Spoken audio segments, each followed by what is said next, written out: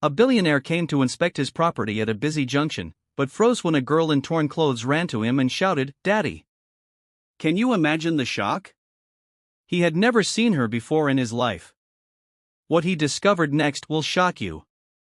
If you're just tuning into innocent stories, please subscribe to our channel and give this video a thumbs up. Also, tell us where you are watching. But wait, how could a random child call a billionaire daddy? Stick around to find out. Leo was a billionaire, not by inheritance, not by luck, but by brilliance. He was a trained mechanical engineer. Years ago, he invented a special kind of engine, something no one in the country had built before. The design went viral. Tech firms wanted it. Investors started calling. Within 1 year, his life changed. That invention opened doors to everything. From engineering, he entered real estate. From there, oil and gas, then finance. Today, Leo owned properties in Lagos, Abuja, London, and Dubai. He had accounts in 6 countries, 3 jets, and more companies than he could count. His name alone could open doors. People respected him. Some feared him. But Leo didn't care about fame. All he cared about was building more, expanding more, owning more. So, on one hot Wednesday afternoon, without making noise or telling too many people, he decided to go inspect a plot of land he had just purchased, a large corner space at Silverline Junction. His plan? To demolish the area and build a massive new branch office for one of his firms. He left the office in his usual quiet style. Black SUV, simple navy suit, his driver in front, engineers and security following behind. When they got to Silverline Junction, the team came down first, scanning the area, pointing at poles and wires. Then Leo stepped out, calm and focused. He walked around slowly, inspecting the space, asking his site lead quiet questions. But he had barely taken 5 steps when it happened. "Daddy, Daddy, please help me." Everyone turned. A small girl in faded clothes and rough slippers was running full speed across the junction, straight toward Leo. Before anyone could stop her, she threw herself right into his chest, grabbed his waist, and held on tightly. "She wants to beat me. She wants to hurt me," the girl shouted, panicking. Leo froze. Behind her, a market woman was coming in full speed, holding a long wooden stick and shouting, "You this devilish girl! You've done it again. Today, I'll break your head." Leo stepped slightly in front of the girl and raised his hand. "Madam, what is it? What happened?" The woman didn't stop shouting. "This cursed child broke my egg. I've warned her not to beg in front of my table. Every day she comes here like it's her father's compound. Today, I'll collect my money." Leo turned to the girl, still holding his shirt like it was bulletproof. "You broke her egg?" The girl's voice dropped to a dramatic whine. "Sir, I mean Daddy, it was a mistake. Somebody gave me money. I was trying to collect it. Then Toby, that problem boy, tried to grab it from me. But I'm a sharp girl with sense. As we were dragging, my leg mistakenly touched her tray, and one egg broke. Just one, oh. She's now chasing me like I'm owing her 5 years' rent." The market woman screamed, "Just one? One egg is not beans. That crate is 6,000 naira, and I want my money in cash." Leo sighed. "Okay, madam, how much is it again?" 6,000 naira. "No transfer, I want cash." He turned to his driver. "Bring me a bundle." The driver opened the car and returned with a wrapped stack of 100,000 naira. Leo handed it to the woman. "Here, this is for your egg. She's my daughter." The woman's face lit up. She snatched the money and hissed, "Let me not see her here again." "Rubbish." She walked away. But just as Leo turned to face his team, he heard the girl shout, "Daddy, no, just one egg." "Is it golden egg?" He blinked. The girl stepped forward with hands on her hips. "That woman said 6,000 naira. You gave her 100,000 naira. We're supposed to collect balance. 94,000 naira balance just flew away like that? Ah, this is how people waste money." You're behaving like you pluck it from a banana tree. One of the engineers choked on laughter and looked away. Leo crouched slightly and looked at her. What's your name? Daisy. Why aren't you in school? A girl has needs. I have bills to pay. I'm a hustler. You're how old? 7. But I'm not a baby. Leo sighed, then said, Where is your mom and dad? What kind of parents will let a little child beg on the street like this? Immediately, her eyes flared. She stamped her foot. Don't talk about my mom like that. Leo raised his eyebrows, startled. She pointed at him. Don't even try it. My mommy is a good woman. She's hardworking. She's beautiful. She's smart. She's doing her best. Don't talk about her like you know her, because you don't. Leo raised both hands in surrender. Okay, I didn't mean it like that. She squinted at him for a second, then gave a tiny nod. Good. He asked gently, Do you need help? I don't collect help from strangers. My mommy warned me. Are you sure? Yes, but thank you for pretending to be my daddy today. You tried. She adjusted her slippers, picked up her bowl, and marched off into the crowd like a retired landlady. Leo stood frozen. The heat of Silverline faded. His entire crew watched him in silence, and all he could whisper to himself was, Who is that child? All through his inspection, Leo couldn't focus. He was absent-minded in meetings, distracted by the sharp-tongued little girl who had clung to him like he truly was her father. Her words replayed in his head. Just one egg, sir. She's treating me like I owe her 5 years' rent. That night, Leo couldn't sleep. He tossed and turned in his bed, haunted by the image of the girl, her confidence, her courage, and, most painfully, her voice calling him daddy. And then he remembered, years ago, back in university, his longtime girlfriend Faith had told him she was pregnant. He had just completed his prototype engine. He was broke, desperate, and chasing investors. He had panicked. He shouted at her, told her to get rid of it, that he had no time for a child or any distractions. He gave her money and walked away. He chose his career over her. He had regretted it every day since. Later, after he became successful, he tried to find her. He searched through social media, old friends, their former lecturers, everyone. But she was gone, disappeared like smoke. He had often wondered, did she keep the baby? Did she terminate it? Was there a child out there who would be about 7 now, the same age as that girl from Silverline Junction? At 5 a.m., Leo got up and got dressed quietly. He couldn't shake off the weight in his chest. By exactly 8 a.m., he called his driver and said, Take me to Silverline Junction. I need to find that girl. Silverline Junction was already alive with movement and noise when Leo's SUV pulled in again that morning. He scanned the bustling crowd carefully. Hawkers, children, buses. But where was she? Then he saw her, in the same dusty, tattered gown, seated by a corner with a cracked plastic bowl in front of her. She was begging again, arms crossed, chin high, watching passers-by like a little queen in rags. Leo's heart clenched. He stepped out of the car slowly. The moment she saw him, her face lit up briefly but quickly shifted to suspicion. Her eyes narrowed as she folded her arms tighter. You again, mister? Are you trying to kidnap me? Because we don't have money for ransom. Just go quietly, please. Leo raised his hands, chuckling. No, I promise I'm not here to kidnap you. I just came to check on you. Check on me for what? You're blocking me from being seen. Customers won't give me money if they think I have a rich daddy. You're standing like a bodyguard. Please shift. Leo tried again. Why are you not in school today? She scoffed. Again with the school talk. See, a girl has needs. I told you yesterday. I have bills to pay. I can't be sitting in class doing ABC while people are on the road giving money for free.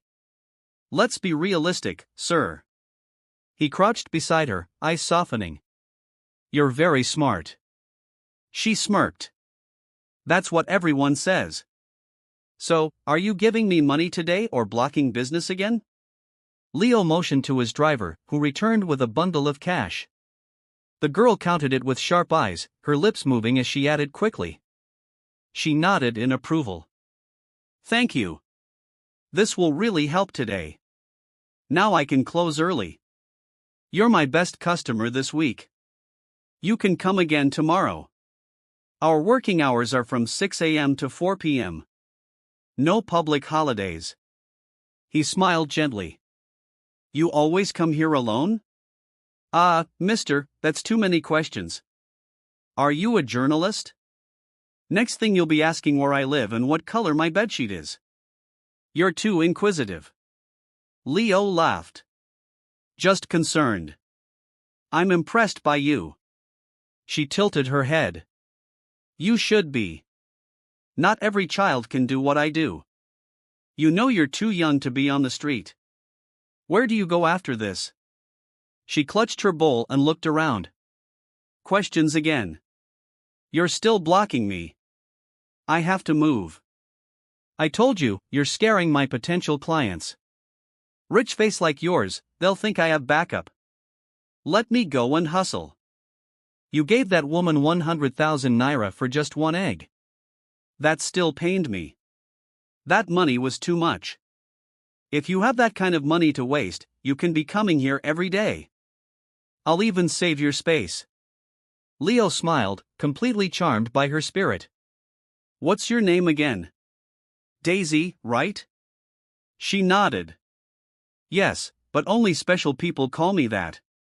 The rest call me Madam Small Madam or the boss. Pick your choice. Leo laughed again. I'll stick with Daisy. She turned to leave, then stopped. Anyway, thank you for yesterday. That egg woman has been quiet since then. You look scary, but the rich kind of scary. It's useful. She looked him over from head to toe, then smiled and waved. Bye, sir. Don't block my road again. And remember, no transfers, strictly cash.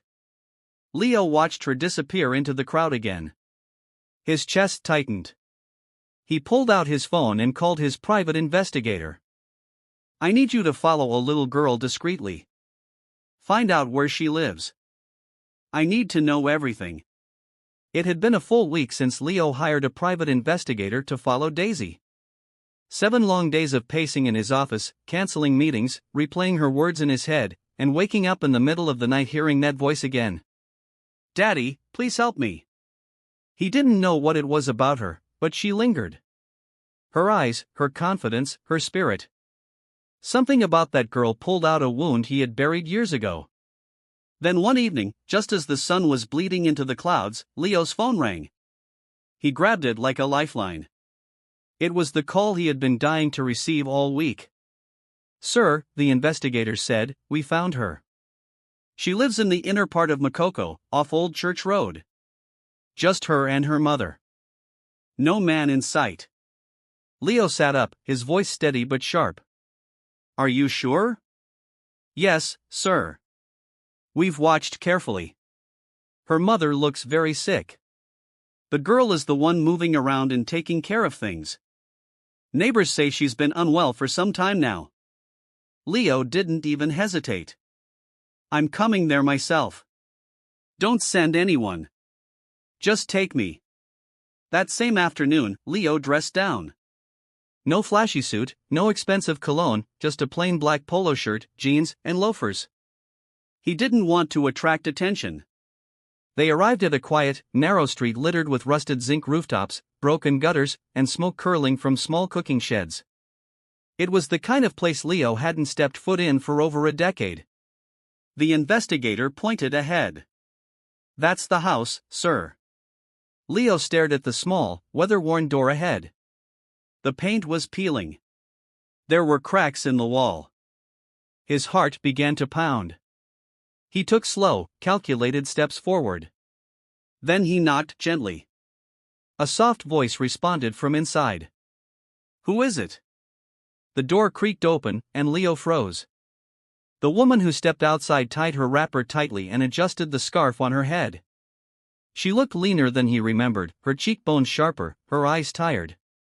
But Leo knew that face. He staggered back in shock. Faith. She stood still like a statue.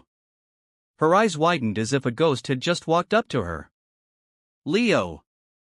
They called each other's names at the same time. Time paused.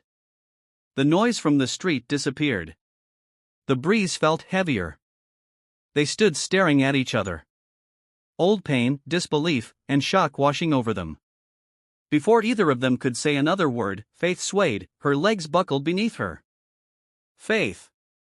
Leo lunged forward and caught her just in time before she collapsed fully. Open the car quickly, he barked. He carried her in his arms like she weighed nothing. His chest tightened with panic. The neighbors watched in silence as the sleek black car reversed and sped off. At the hospital, doctors rushed her into emergency care. Leo couldn't sit still. He paced, bit his lip, tapped his foot, then paced again. Finally, a doctor walked out. Mr. Leo, yes, I'm here. She's stable, but we found something urgent. She has intestinal cancer, early stage, treatable, but she hasn't received any attention. Malnutrition, no medication. Her body is already weakening. Leo's jaw clenched. He felt like the air had been knocked out of him. Do everything, he said, voice low and tight. Whatever she needs, the best. I'll handle the rest. Yes, sir. They moved her to a quiet private room with light yellow walls and soft beeping machines. Leo sat silently by the bed. His mind was racing, his heart heavier than it had been in years. How could the same woman he once pushed away be here now? Sick, frail, and alone. He looked at her pale face and whispered, "What happened to you?" Hours passed. Then Faith stirred. Leo stood quickly and leaned over. Faith? Her eyes opened slowly, and when they saw him, confusion morphed into instant fury. What are you doing here? She croaked. You fainted. I brought you here. You needed help. Why are you here, Leo? She whispered. After all these years, what are you doing in my life again? Leo inhaled deeply. I didn't come looking for you.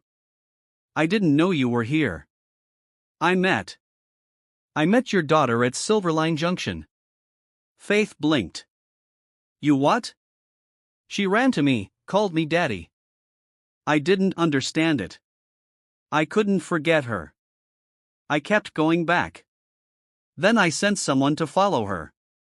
And that's how I found you. Faith turned her face toward the wall, her voice trembling. You shouldn't have come. We don't need your help. We've survived without you. Leo knelt by the bed.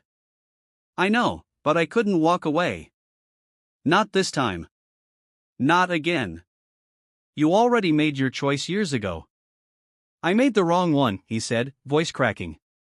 I was stupid, scared. I chose my work over you. I told you to get rid of the baby. I'll never forgive myself for that. Faith closed her eyes, and one tear escaped down her cheek. You gave me money, she whispered, like I was a mistake you wanted to erase. Do you know what that did to me?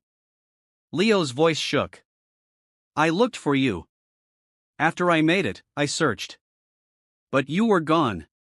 I asked everyone. Nobody knew where you'd gone. I disappeared because I had to. I had no one. I had a baby to raise and no roof over my head.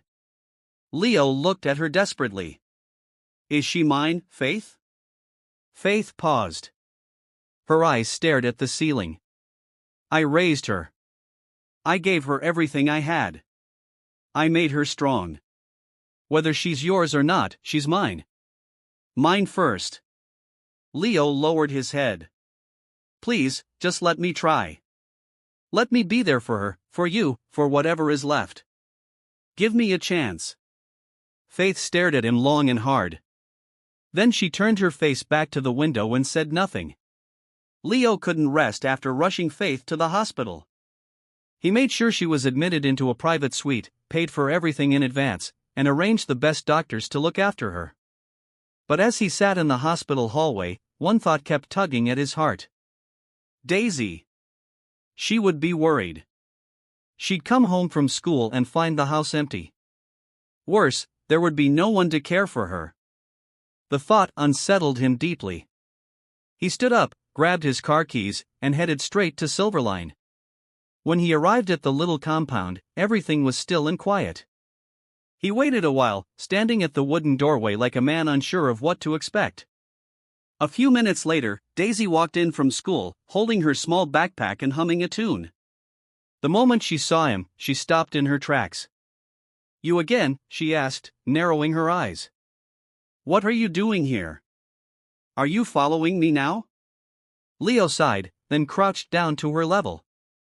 "Daisy, your mom. She collapsed, and she's in the hospital right now." "I can take you to her," Leo said softly, kneeling to Daisy's level. Daisy's face changed instantly. "What have you done to my mommy? Why did she collapse? Did you say anything to her? I told you I didn't need your help. Why did you come? Why did you come to our house?" she shouted, and then her voice broke as tears filled her eyes. She burst into tears. Leo's heart shattered. This was his daughter in that fragile, broken state, and it was all his fault. Every bad decision he'd made, every time he had ignored that one message from Faith, it all came flooding back. He thought of that moment years ago when Faith had told him she was pregnant, and he, chasing investors for his engine prototype, told her to get rid of the baby. Now, here was the child he had rejected, crying, angry, confused. He tried to hold it together, but the guilt was too heavy. Tears escaped his eyes. Daisy paused when she saw him crying. She sniffed and tilted her head. "Mister, why are you crying? Are you okay? Are you hurt? Are you in pain?" Leo quickly wiped his face and shook his head. "I'm fine. Something got into my eyes." Daisy frowned. "Really? What got into your eyes?" "Is it Yoruba pepper?" she asked, narrowing her eyes. Leo burst into laughter. Through the pain, that little joke from his daughter made him chuckle. "Come on," he said, reaching out his hand. "Let me take you to your mother." That evening, Leo took Daisy to the hospital. Faith was still unconscious. The doctors had already started treatment on her and scheduled her surgery. Leo had paid everything up front. He stood outside the ward while Daisy rushed in, holding her mother's hand and crying quietly. "Mommy, please don't leave me. I promise I'll be a good girl. I'll listen to everything you say and obey even if I don't agree with your methods sometimes. Please, Mommy." When Faith woke up and found out Leo had paid for everything, her anger returned.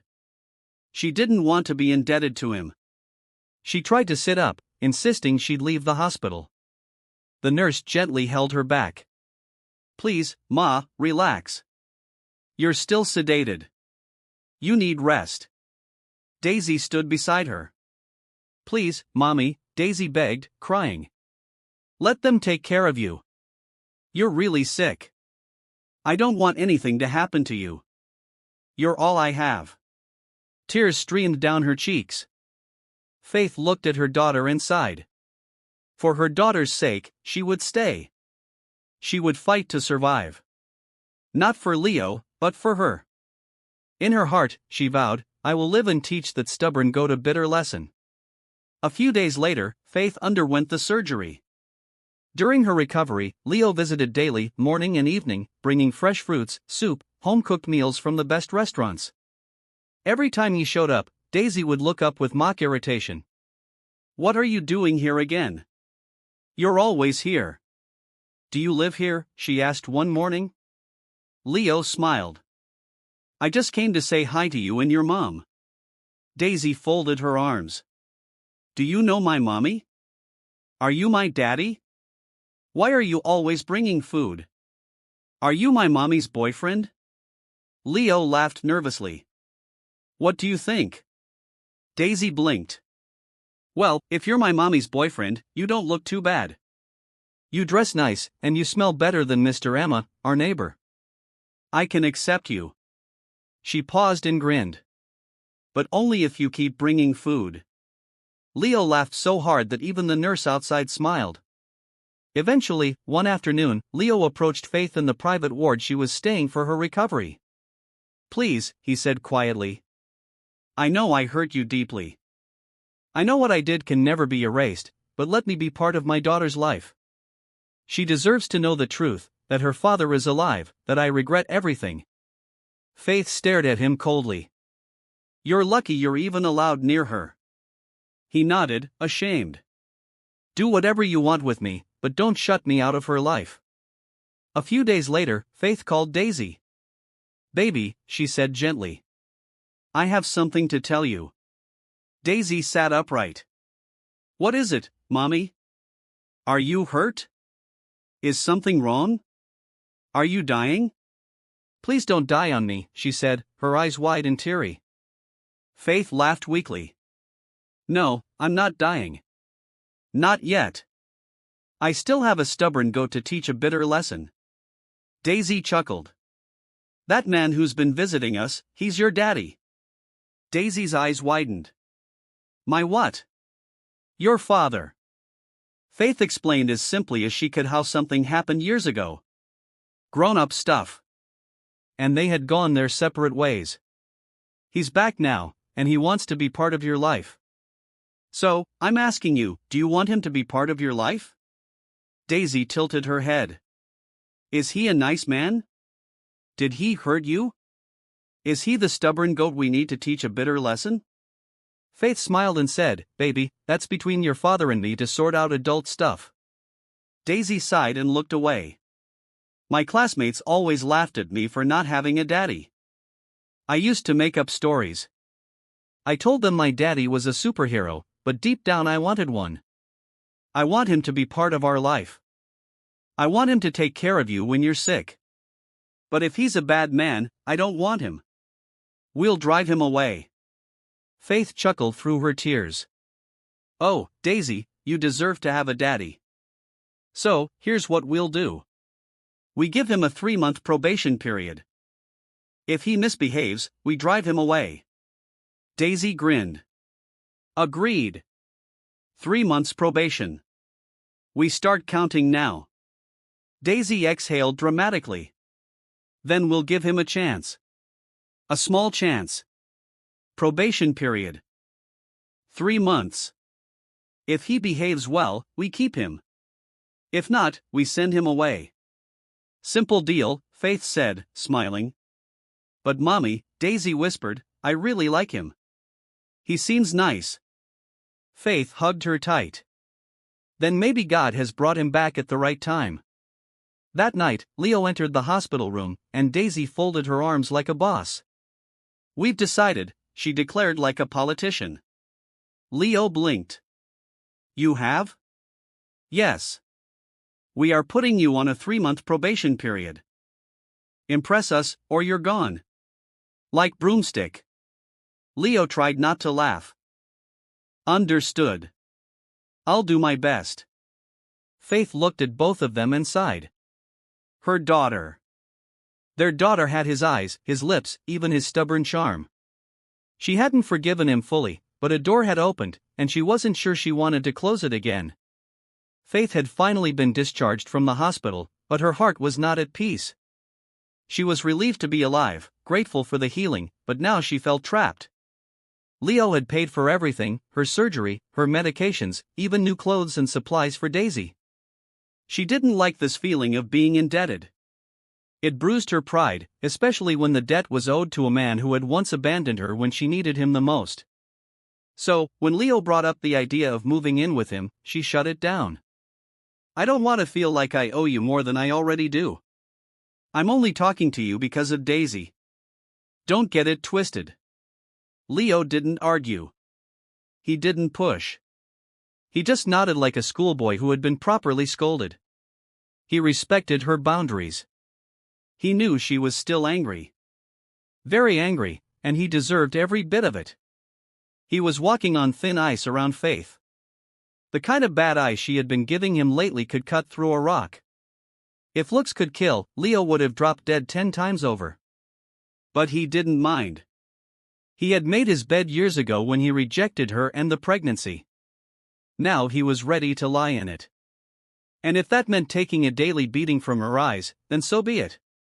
Still, he wasn't going to give up. Every day he came to visit their tiny slum home. Sometimes with fruits, sometimes with hot jollof rice from a 5-star restaurant, sometimes with packs of school supplies. And every time he showed up, he wore the same nervous, hopeful smile. One day, when Daisy had gone off to school, Leo came alone. No driver, no security, no fanfare. He wore a simple white t-shirt and dark pants, holding a nylon bag filled with groceries, bread, fruit juice, and small gifts for Daisy. He knocked. When Faith opened the door and saw him standing there smiling like a Christmas goat, she hissed so loud the birds in the sky probably paused mid-flight. "What are you doing here again?" she snapped. "Your daughter is not at home. She has gone to school. Why are you always coming here every day anyway? Or do you want to move in with us?" She folded her arms across her chest. "This house cannot contain a selfish lizard like you. So, park well, Mr. Man." Leo smiled gently. "I know you're very mad at me, and you have every right to be. I messed up big time, Faith. I made the worst decision of my life, but I will spend the rest of my life making up for it." He hesitated, then added, "Please, I want us to talk about Daisy's future." Faith looked at him for a few seconds, her lips tightened. Then she opened the door, muttering under her breath, "Enter. Enter. Talk fast and go." When he stepped into their cramped sitting room, Faith barely looked at him. "You can sit or stand. I really don't care." Leo sat quietly. He didn't argue. He just looked around the modest room, the cracked walls, the worn-out cushions. Then he turned to her. "Please move in with me. You know Daisy deserves better. You both do. I know I failed you before, and I can't erase that, but I want to make things right. Let me take care of you both. Not out of pity, but out of love. Genuine love and responsibility." Faith didn't say anything. He tried to reason with her. "She deserves to be in a better environment, Faith. She deserves a good school, good clothes. She's my daughter. I have everything. I have billions. She does not deserve to be begging on the streets or sleeping in the slum. I mean, no offense." "Excuse me." Faith snapped, her arms folded tightly. "What do you mean begging on the streets? Are you trying to insult me? Are you calling me a beggar?" "No, that's not what I meant," Leo said quickly, trying to pacify her. "Do you know how I met her for the first time? I met her at Silverline Junction. She was begging." "What?" Faith gasped. "Yes, she's been going there for months now. I didn't know who she was at the time. I just saw this smart, brave little girl standing up to a woman selling eggs. That was the first day. Since then, I kept going back. I needed to know why she wasn't in school. I followed her home, and that's how I got here." Faith stared at him in disbelief. "She goes to school. Even before my illness got worse, I made sure I paid her school fees. We don't have everything, but I tried my best. Why would my daughter go out begging?" Then it hit her. Her eyes widened. "Oh, so that's where she's been getting all that foodstuff she brings home. She told me it was the pastor at church giving her food and medicine." Oh my God. That afternoon, when Daisy returned from school, Faith sat her down. Leo was still in the small living room. "I want to talk to you," Faith said seriously. "Why am I just finding out that you've been going to Silverline Junction to beg? If you're hungry, do I not feed you in this house? I know things are hard. I know I haven't been able to give you everything, but I try my best. So, why am I hearing that you've been lying to me, saying you're going to school when you're out begging?" "Oops," Daisy muttered dramatically, covering her mouth. "I've been caught. My cover has been blown. This is not funny, Faith scolded, pointing at her. Answer me, young lady. Mama, Daisy said quietly. I'm sorry. I lied. I've been going to the junction to beg because I saw how hard you've been trying even when you were sick. I saw how you vomit your food every night. I heard you cry in your sleep, and it broke my heart. I just wanted to help you. That's how I met my fake daddy, who is now my real daddy. I'm sorry I lied. Faith's heart shattered, tears welled in her eyes. Daisy, something bad could have happened to you. You could have been kidnapped. And you told me you were going to school. Why didn't you tell me? It is not your job to take care of me. It's my job to take care of you. You're just 7. I know I'm 7, but I'm very smart, Daisy replied with her arms crossed. I'm a hustler. I made plenty of money. I've been taking care of us for months. Faith gasped. Daisy, I'm sorry, Mama. I promise I won't do it again. I'll never lie to you anymore. I don't need to beg anymore. My daddy is a rich man now, so I know he'll give us plenty beautiful things. Right, Daddy? Leo, stunned but smiling, nodded. Correct. I'll give you everything you deserve. I spoke to your mother today.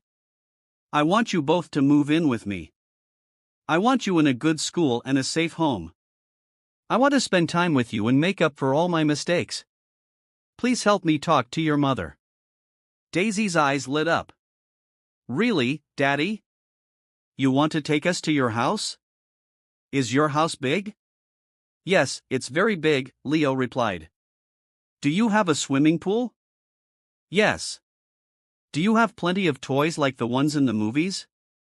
Yes, Daisy. Do you have a big TV? Like really big?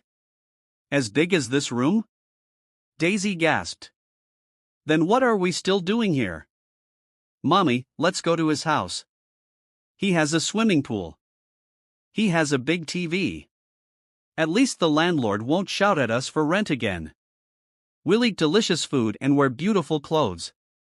Mommy, please. Nah. This is a very good deal. Don't let it pass us by.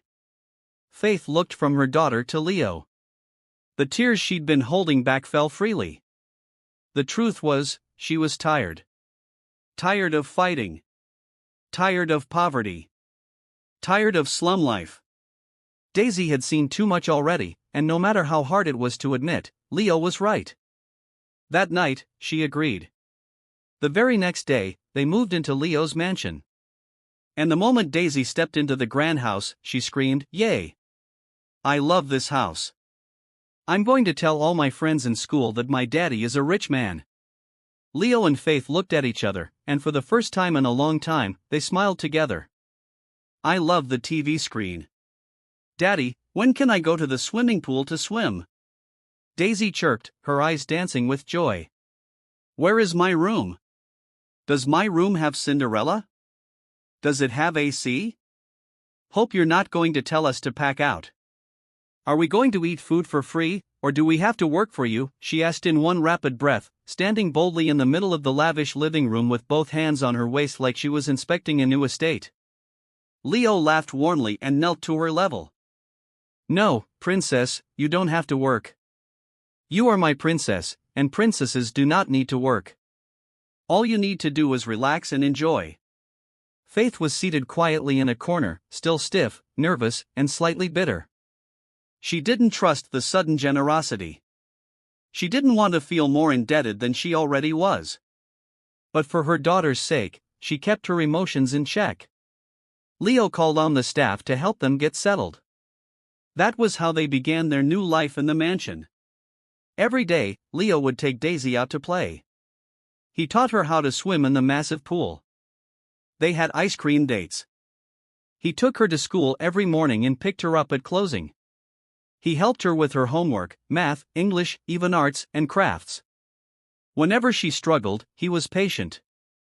Faith stayed distant at first, mostly watching from afar, arms folded, frown tight.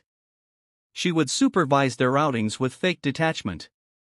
Then one afternoon at the movies, Daisy suddenly asked, Mommy and Daddy, are you guys going to get married? My friends say their mommies and daddies are married. Are you two married, or are you planning to get married? Am I going to have younger siblings? Faith choked on her popcorn. Leo coughed so hard he spilled his drink. They looked at each other in slow motion. Where did you hear that from? Leo asked. My classmates, Daisy replied confidently. I want us to watch cartoons together, go to bed together, and do like a real family, not this film trick family you people are doing. Faith stared at her daughter like she wanted the sofa to swallow her. Leo just rubbed the back of his neck. But the truth?